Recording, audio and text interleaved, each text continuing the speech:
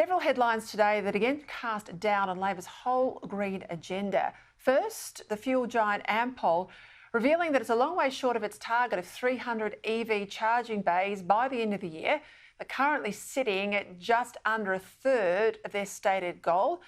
And it's driven not just by the slow uptake of EVs, but also the fact that the grid itself is struggling to cope with supply due to the renewables build-out.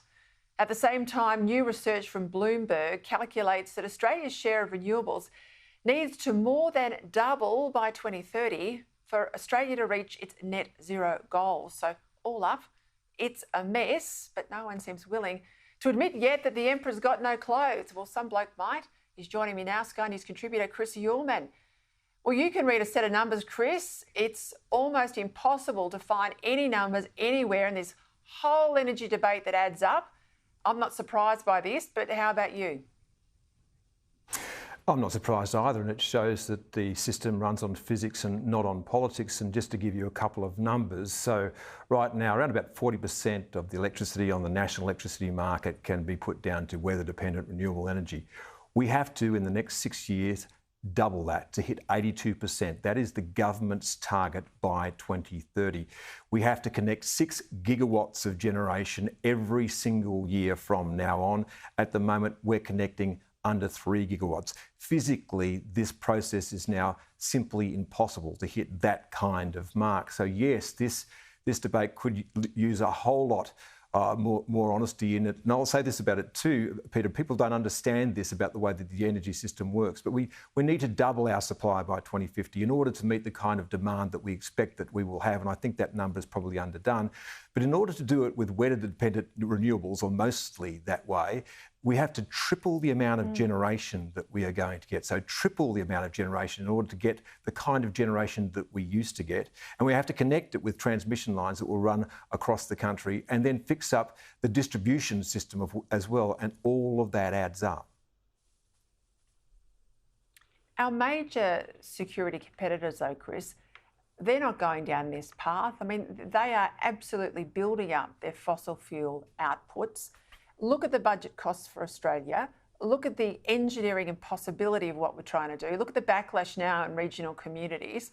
I mean, when are we going to have an honest conversation about all of this and reset this agenda? And Peter, that honest conversation must start with the cost of what we are proposing.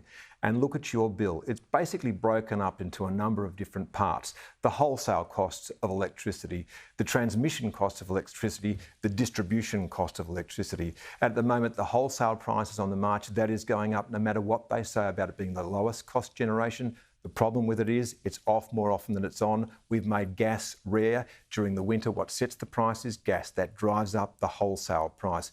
The cost of transmission is going up because these big transmission projects that we're seeing, they're being slowed down.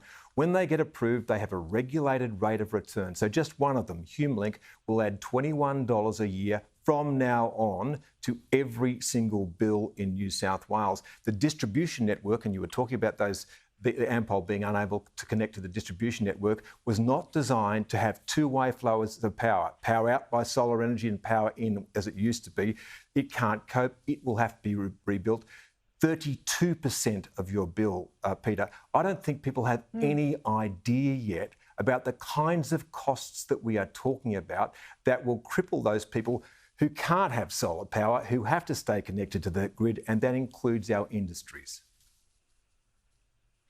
What keeps me awake at night, Chris, is how on earth do we pay for our future if we've got more and more people leaving private jobs to go and work for governments, if we're growing the size, as we are of our public sector payroll, if we're not exporting as much anymore, if we don't have local industries like we used to have, if we're demanding, every boondoggle under the sun to be paid for by the taxpayer, if we want big welfare, if we want the NDIS, if we want to throw billions more at national security as we should, and schools and hospitals, how the heck do we pay for our future? We had a gold mine yesterday knocked back by Tanya Plibersek, $1 billion worth of gold mine. We had the New South Wales and federal environment departments giving it the green light. We had the local Indigenous leaders giving it the green light. They're angry today, these locals, that this has been a knocked back opportunity for economic empowerment, but she gives it the kibosh because one Aboriginal group, and she won't tell us why, had issues with it over cultural sensitivities. This is a massive sovereign risk, Chris. Yeah, Peter, and obviously in the course of doing a documentary, which I'm doing for Sky on the energy transition, we've been speaking to industry groups, and there is genuine alarm out there about this kind of thing. So in order to do mining projects, and we need a lot more mining, by the way, I don't think that's actually quite got through to people. When we're going to have this transition, it requires an enormous amount of particularly rare earth minerals. They're rare because, you know, they exist in the environment, but you've got to dig up a whole lot of ground to get them. So a lot more mining in the future.